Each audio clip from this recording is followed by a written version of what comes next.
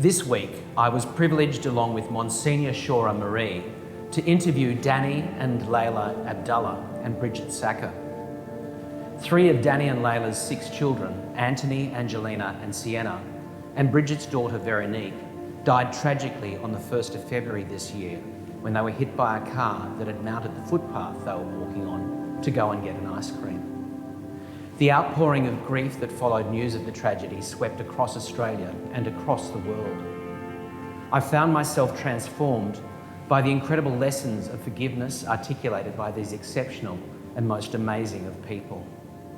They spoke of love and kindness, forgiveness and care in a way that was God-given and God-centered. When they asked me about the driver, I said I forgive him.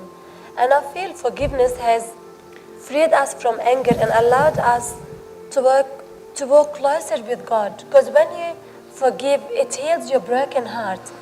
Like many of you, it was difficult not to ask why such a pointless tragedy could occur and wonder about the randomness of life and its ability to rob such beautiful and innocent children of the future they so clearly deserved. It was understandable that many would question where God was in all this pain and suffering, and to struggle to see God's love and mercy in the overwhelming grief that was visited on their families, communities, and so many others. And yet, as soon as the tragedy had occurred, the presence of God was revealed in the words expressed by both Leila and Danny in unscripted interviews.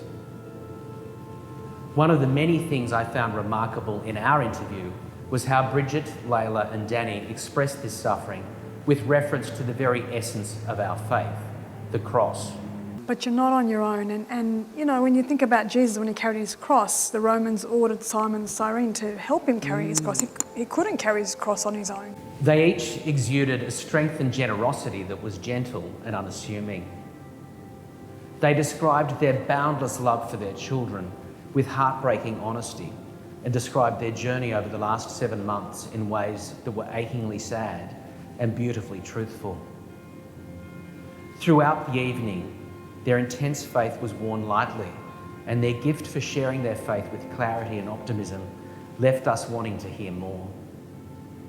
They spoke of accepting the gift of life and of its end in a way that was deeply spiritual and intensely real. Bridget, Leila and Danny all spoke eloquently about the need for the community to survive tragedy, and they spoke with great insight about the power of reaching out to and for each other, for help and for care. What Leila and myself and Bridget were all going through, if we didn't have this team effort and the community, I think it'd be a different type of grieving. And as a male, don't be shy to put your hand up when you need help. The importance of a connected Catholic community can never be understated. And it was a revelation to hear Danny speak about a personal prayer and faith life that was constant and sustaining, and that was intrinsic to who he was in his family and the world. To hear and see Bridget's, Leila's and Danny's personal witness to faith and forgiveness is to see the face of Christ on earth, and to be humbled by 3 beautiful people who lead and teach through their sincere words and actions.